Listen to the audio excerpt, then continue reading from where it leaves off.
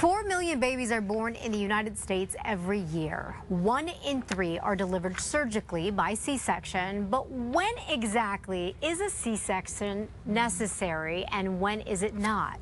Here with us this morning to talk a little bit about C-sections is Dr. Lichtmacher, Chief of Women's Services for Lovelace Health System. Thanks for dropping in, Doctor. Thank you for having me. I find this an interesting and important topic because so many women, I think, truly do not understand what having a C-section is all about. So first off, let's start off by talking a little bit about when is a C-section necessary?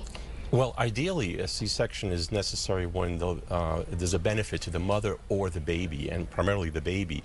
I think a lot of people forget, as you mentioned, it's still a major surgical procedure, and they sometimes equate normal vaginal delivery with a cesarean delivery, but they're not the same. So if there's a benefit, that's when it's indicated. So, for example, you know, if your baby is breached, like my children were, where the head is not in, or the baby's not in the right position, that you might have to have a C-section, right? Right. There are some reasons that you really don't have control over, as you mentioned, a position of the baby, sometimes if there are multiple babies, or there are certain medical conditions for the baby or the mother where the benefit is there. But all too often, unfortunately, we're finding that those indications are becoming a little bit too loose, and unfortunately, sometimes it's becoming a matter of convenience or choice that patients are choosing that. Which is interesting because recently, Consumer Reports released some new findings on C-sections nationwide.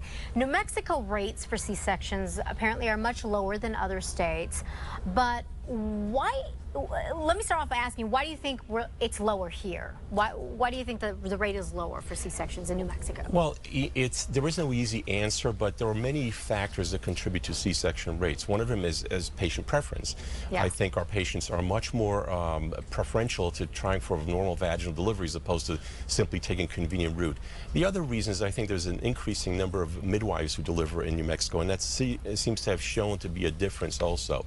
So part of it is the style of practice, part of it is how we follow our guidelines, if you will, our medical guidelines, and part of it is really the patient expectations. That's interesting. And I know when we talk about some of the rates going up in some other states, you alluded to convenience. A lot of women, or some women, might think, you know, it's just, I find it a little more convenient to perhaps have a C-section. What do you tell a patient when they come to you and they say, doctor, you know, I really want to have a C-section because I want to plan it. I want to know exactly when the baby's coming.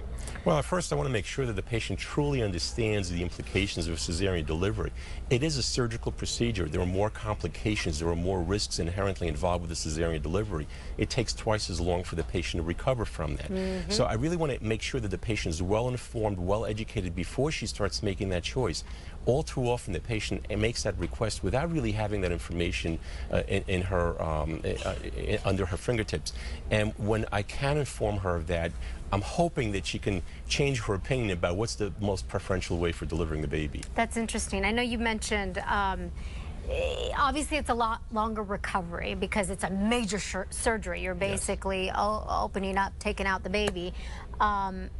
Other than that, what other risks are there? I know there are a lot. Yeah, well, there's surgical complications. Clearly, there's increasing bleeding during a time of cesarean, blood loss, various complications inherent in surgery. But beyond that, there's an increase in cost. I mentioned the recovery time is roughly twice as much. But generally, it's twice as expensive or more to deliver a baby by cesarean. So for the individual patient, it may not be the thing that she's focusing in on, but from a general global perspective, when we're looking at the healthcare costs, how much more expensive is it to deliver these babies by cesarean than by vaginal delivery? If it's necessary, it is necessary, and I don't want to take that away. But if it's a matter of convenience, are we truly making the proper choice for the patient? Is she making the proper choice? Dr. Lichtmacher, thank you for coming in. Always a pleasure. Thanks for enlightening us on this C-section topic. For more information, by the way, on the study that we mentioned, Consumer Reports, and to learn more about Dr. Lichtmacher, please go to our website, KASA.com, click on the KASA blog. Thank you. Thank you.